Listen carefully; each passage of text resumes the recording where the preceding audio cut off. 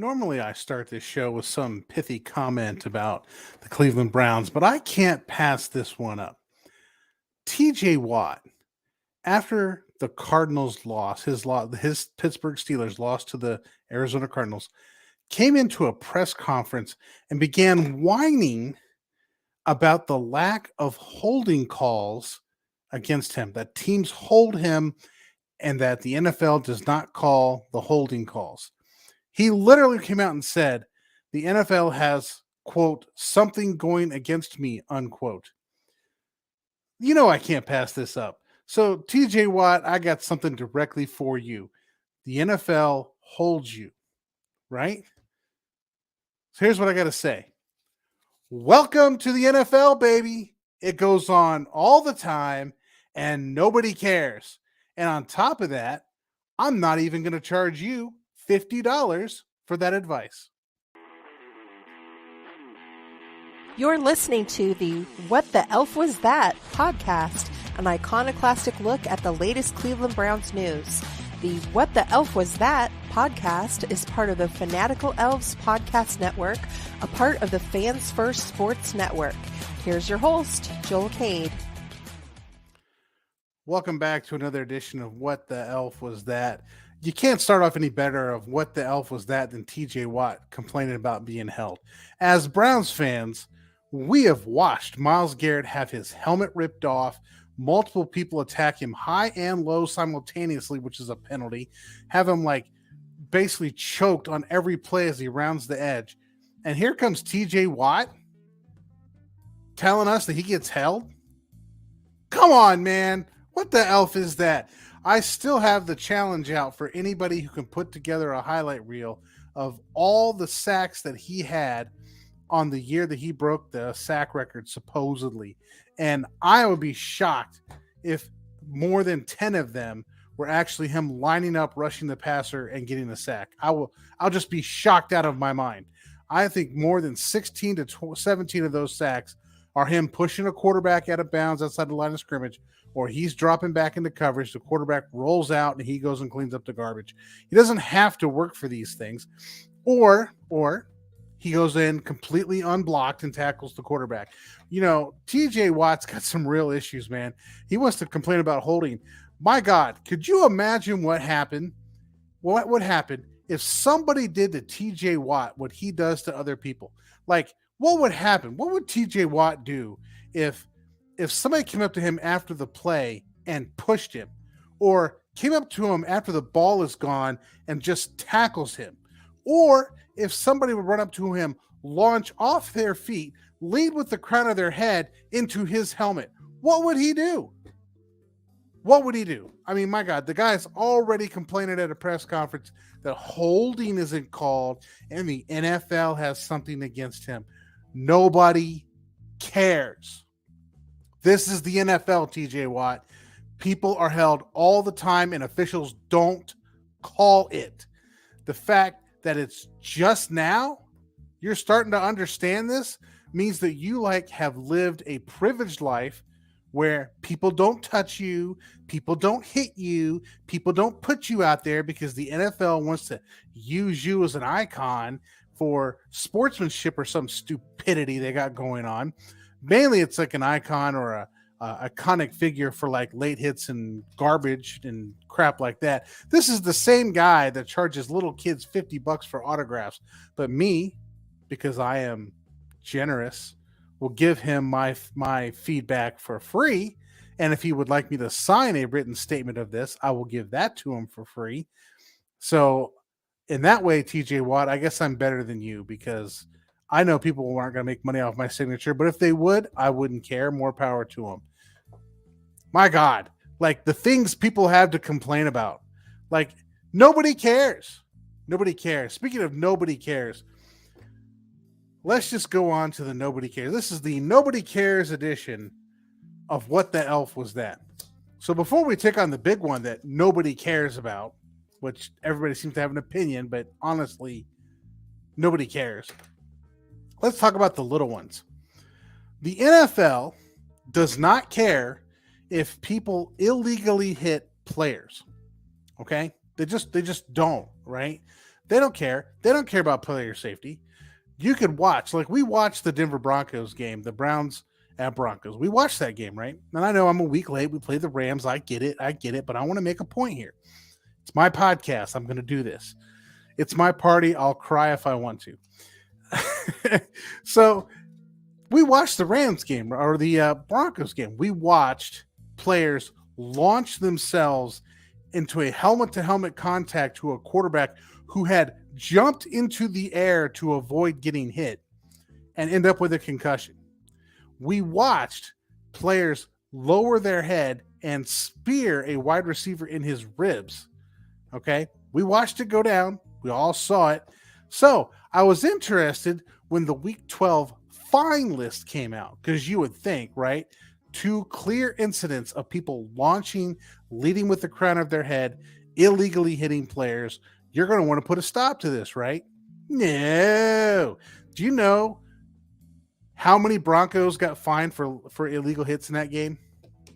If you guessed a big fat goose egg 0, then you are correct. No Denver Bronco was fined for any hit that they put on the Cleveland Browns in Week 12.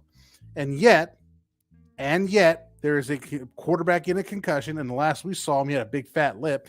And we've got a second wide receiver in a concussion protocol because people lead with the crown of their helmet and hit people in the head, just like TJ Watt does. I mean, this is why I should never play in the NFL, because when I played, I didn't put up with crap. You come after me, I will get you, period. That's the law of the jungle. You start the crap, I'll finish the crap.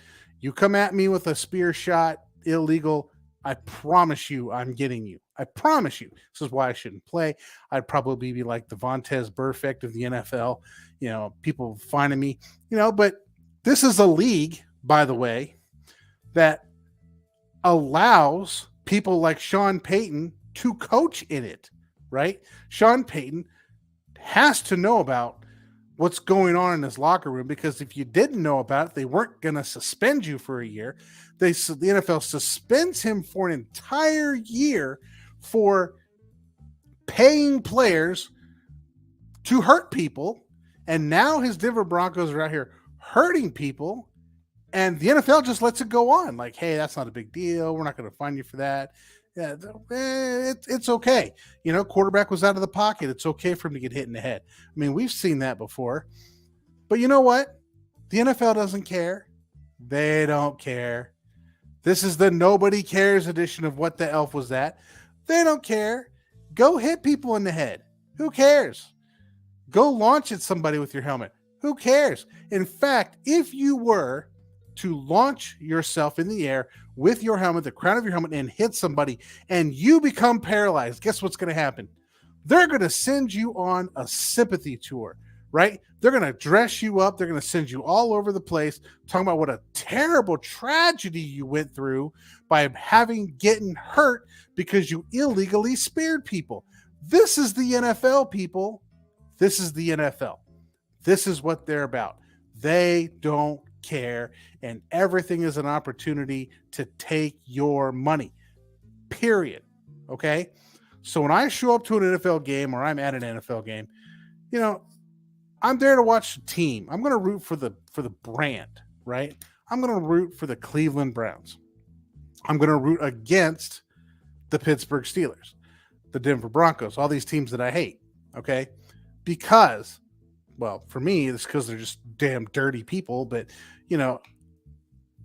I hate them. I probably hate them so much because I would just be the same way. I wouldn't be purposeful, but if somebody started crap, I'd finish it. That's who I am. I'll leave you alone. I'll play my game. You start with me. Better believe I'm going to finish it, and you're going to wish you never opened the can of worms with me, because it's not going to end well for you. So the NFL doesn't care. It doesn't care. I tell you what, ladies and gentlemen, it is a week. It is Christmas time. We should be happy about something. I think it's funny that TJ Watt's complaining. I think it's funny that he's out there saying people hold him and he doesn't get called, and the NFL is out to get him.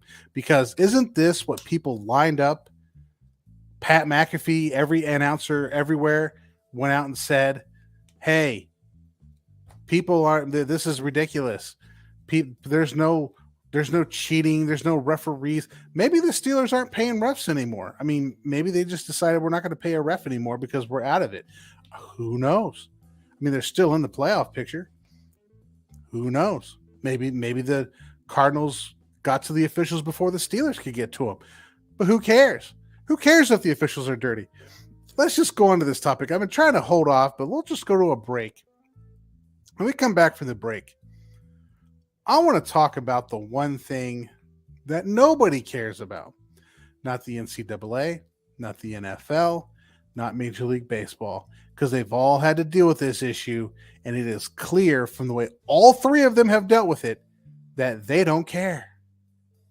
We'll talk about that after the break.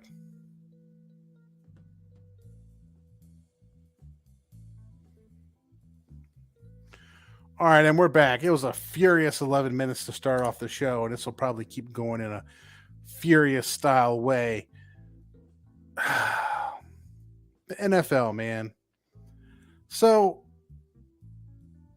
as a philosopher, as someone who thinks, as someone who reasons, I'm very, very, very, very, very disgusted. I use very a lot there because I don't know what else to use except extremely or exceedingly or infuriatingly frustrated with the lack of people caring about cheaters in NCAA, the NFL, and Major League Baseball.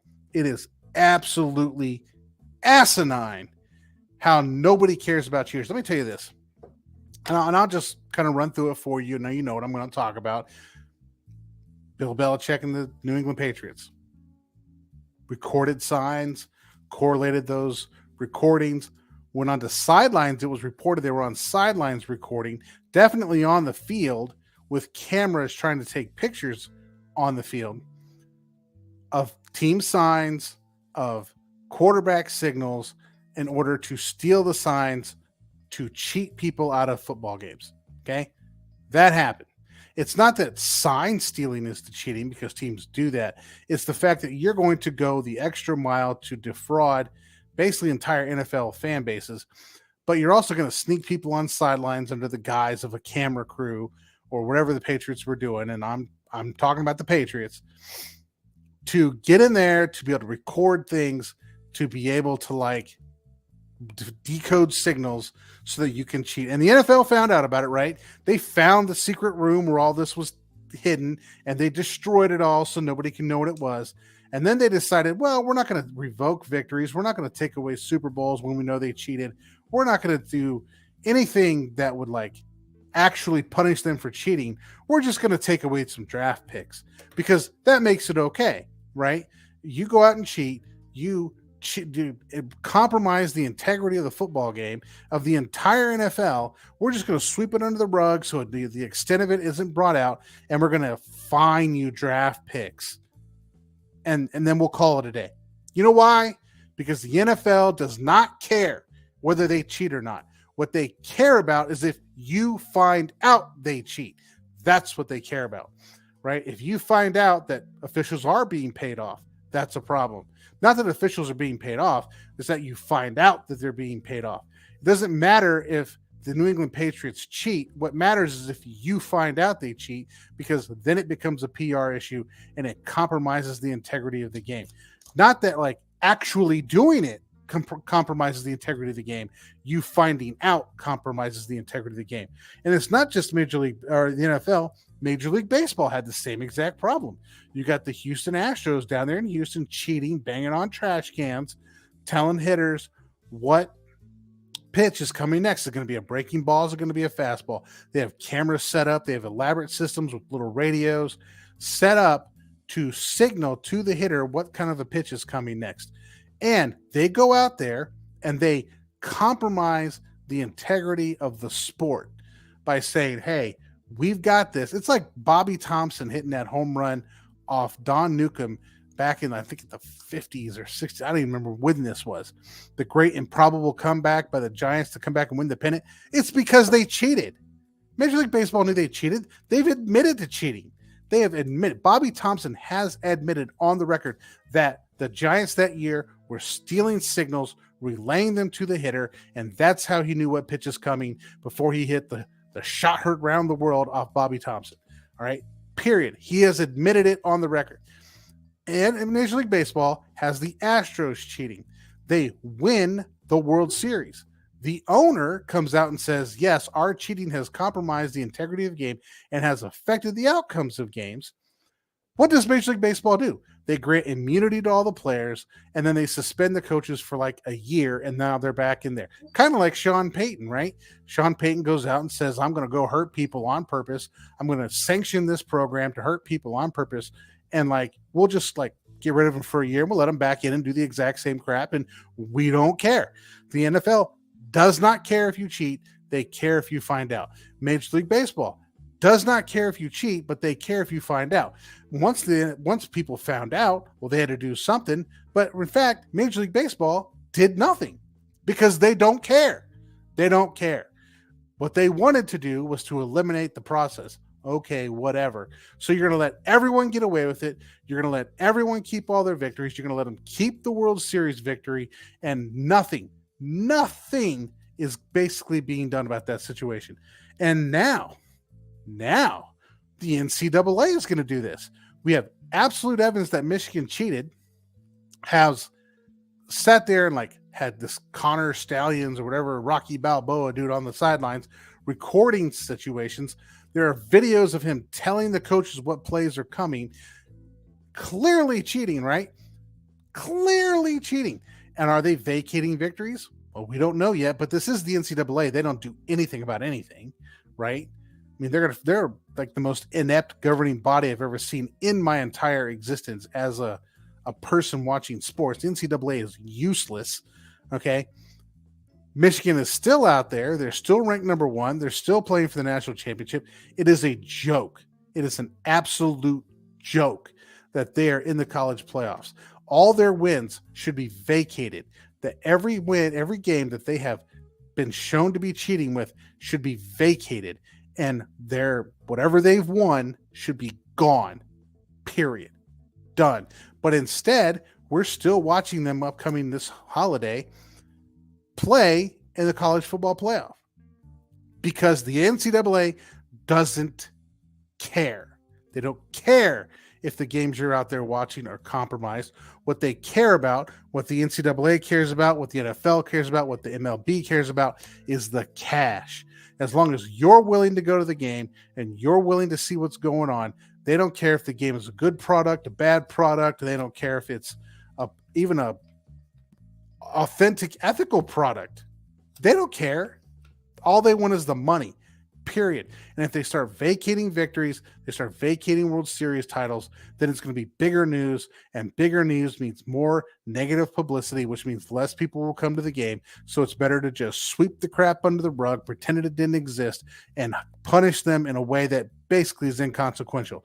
So I'm telling you right now, if I were a coach in any major sport in the United States of America, I am calling Connor Stallions like, look, dude, you need to come like set up your little racket at my place because nobody cares.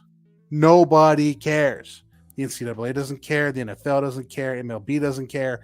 Let's just set this up. Let's figure out a way that we can get all the signals.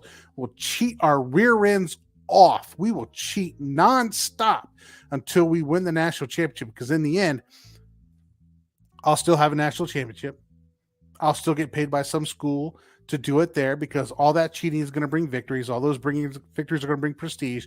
All that prestige is going to bring better talent to our school, and therefore the cheating actually pays, particularly if nobody's going to do anything about it and nobody really gives a crap that you're actually doing it. Why not cheat? This is the state of our sports right now. So this is kind of frustrating me, because I'd like to think that our games are supposed to be fair, that our games are supposed to be officiated fairly, but I think we've watched it enough to know that it's not. Hell, even TJ Watt now, the golden boy of the NFL, he's out there saying that like people don't give him calls. Of course, he's just a whiny baby like all them people from Pittsburgh. I think it's just funny now that he's like a whiny crybaby like the rest of them. I just want someone to launch themselves at Watt, hit him in the head, and just what to see his reactions. Not to hurt him. Not. I just want to see somebody do to him what he does to people, so I can listen to him gripe that somebody's got something going against me, because it'll be funny as crap to watch. All right. On with the nobody cares. Not you guys, not Browns fans. I think we have talked about the Browns today. Let's talk about the Browns. Not Browns fans. We care about everything. Every little thing. What is this person wearing? What's that person wearing? Is this person on crutches? Is this person not on crutches? We care about every little thing. We care so much that we dissect on a serious level where the quarterback is sitting during the football game. And by that I mean the quarterback who is on IR with a shoulder injury. Where is that quarterback? Oh, he's in a box by his wife. Which, by the way, on a side note, how in the world have Browns fans not attacked his wife? I mean, I'm not saying they should. I'm just saying the degenerate nature of some people that I've seen on Twitter. How have they not attacked her as a woman hater because she is dating somebody or married to somebody who supposedly did all this stuff, although we haven't had a shred of evidence other than a whole bunch of lawsuits filed, because clearly lawsuits mean that somebody's automatically guilty because, well, we've been down this road 1,000 times. Surprise, genuinely surprised nobody's attacked her yet, because that's the nature of some degenerate fans. But we are so upset about where Deshaun Watson was during a football game. If you were to sit back, okay, not watch the Rams game, but just get on Twitter, you would think the Browns didn't even play. It was just Deshaun Watson this, Deshaun Watson that. For whatever reason, people just have something up their rear ends about hating Deshaun Watson. Okay, I get it. You can have your opinion. You can go out there and you can trash him and hate him. And, oh, my God, he's sitting in the stands. He's not on the sidelines like Joe Burrow was. So, therefore, it must be a terrible thing. Or Nick Chubb's on the sideline. He must be a great person. So then they show these pictures on Twitter, and I think you've all seen them, right? Here's Nick Chubb on warm-ups in Browns gear on the field during warm-ups. And here's Deshaun Watson, who's also on the field in warm-ups, but he doesn't have Browns gear on, so therefore he must be a terrible person. And then, oh my God, Deshaun Watson's not on the sideline. I'm just going to help us think through some of this stuff for a second, okay? Because one, Deshaun Watson's been on the sideline for, I think, pretty much every game before he went on IR, right? And he's been there helping PJ Walker, helping DTR, doing the exact same crap Joe Burrow was doing last night on Monday Night Football. This game, since he's got an IR, he's had surgery. He says arms in a sling. He's doing rehab, and he's not on the sideline. And then we've got Nick Chubb, who's out there on crutches, who I pray to God was not on the sideline. I mean, say what you want about Nick Chubb. He's a great guy. Do not put a man with crutches on a sideline. So for those of you who think I'm insane for saying, please do not let these people stand on the sideline, I have one question for you. And it's a simple question. The question is simply this. Do you watch football? Because if you watch football, you will notice about every 2 or 3 plays, you will have a guy running as fast as he possibly can to get out of bounds, and then somebody will push them, and they will be pushed into benches, water buckets, coaches, other players. It's a whole bowling alley over there, right? Guys running the sideline, somebody pushes them, and it's how many players and coaches and ball boys can we knock over on the sidelines? Okay. And if you don't think this is going on, just watch NFL football. Better yet, pull out I don't remember exactly which game it was, but Notre Dame with Charlie Weiss as their head coach. Charlie Weiss is on the sideline, standing there with his, what we now refer to as a Denny's menu, but we didn't back then. We just knew it was a play sheet. But for Browns fans, it's a Denny's menu. Standing there with his Denny's menu, and a player comes in, sideswipes him, busts his knee. he requires surgery and has to wear a knee brace, a big long leg brace, for the rest of the season while he's standing on the sideline. People get hurt on sidelines. Then you want to add somebody whose arm's in a sling who can't defend himself. You want to add somebody maybe who's on crutches who can't defend themselves when this crap comes to the sideline. Okay, period. Injured players should not be on a sideline.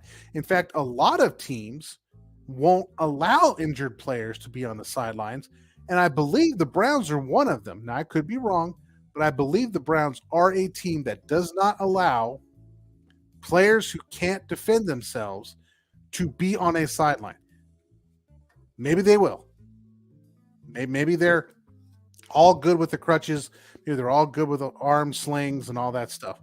I tend to think the Browns are a team that does not let, if you are impaired in any way, you cannot be on the sidelines. If not, they should be, because people who are injured should not be on the sidelines if they cannot defend themselves.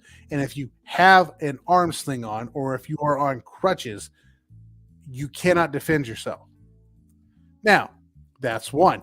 Now, the question isn't, should they be on the sidelines? The question is, Deshaun Watson's a dirty player. Why can't he do what I want him to do? That's what the real question is. Like, let me find something that I can get mad about so I can get mad about Deshaun Watson. That's what's really going on here. So that's what's really happening. But let me ask you another question. Joe Flacco, okay? 38-year-old Joe Flacco has won a Super Bowl, has navigated teams like this team, 2 Super Bowls, okay? Does he need Deshaun Watson on the sideline to help him go over film? I'm just going to let that sit there for a second. What is Deshaun Watson going to point out to Joe Flacco that Joe Flacco doesn't already know? Okay?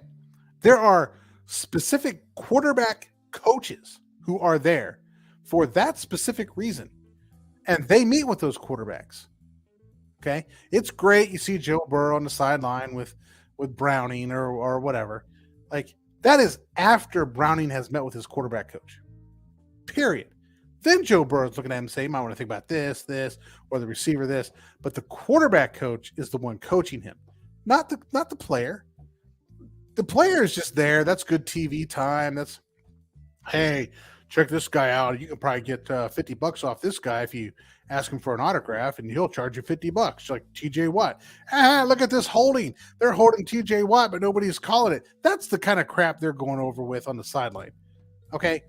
The quarterback, the injured quarterback, is not a miracle worker on the sideline who's going to suddenly turn the backup quarterback into a competent quarterback. Not going to happen. Not going to happen. Not in 5 minutes between drives. I'm sorry. So the value of having an injured player on the sideline is far less than the risk of having that player on the sideline to re-injure their arm, to re-injure their leg. God forbid. I pray to God Nick Chubb was not on that sideline, because he could not move in time when somebody comes barreling in to a sideline where somebody's playing bowling with an opposing team. Don't put these people on the sideline, and stop complaining about people sitting in the stands. My God, what does Deshaun Watson need to do for people to leave him alone? This is exactly why people don't come to Cleveland.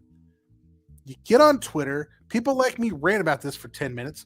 You get on Twitter and you complain, oh my God, this, oh my God, that, oh my God, this, oh my God, that. It's exhausting, people. It's exhausting. I am frustrated and I'm angry about this. And like, my God, it's terrible. It's just stop it. Just stop it. Use your head. There's no reason for him to be on the sideline. He's not a coach. He's not going to suddenly turn Joe Flacco into a Super Bowl MVP. Joe Flacco is a Super Bowl MVP. So there's nothing he's going to do to help him. Just move on. Move on with life. I think I'm going to move on after this season. Move on with life. All right, everybody. I've been yelling and screaming enough. There has to be some good this week. It's Christmas season. Things are going well. right? You get to be with your family, your friends, get to see people be happy.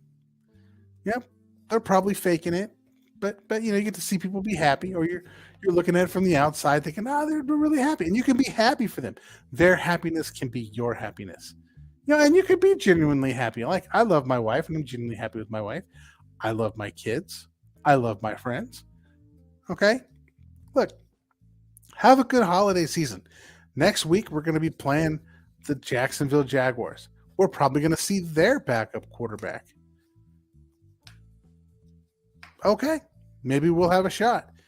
If you want my take on Joe Flacco, I think the Browns should be starting him the rest of the season.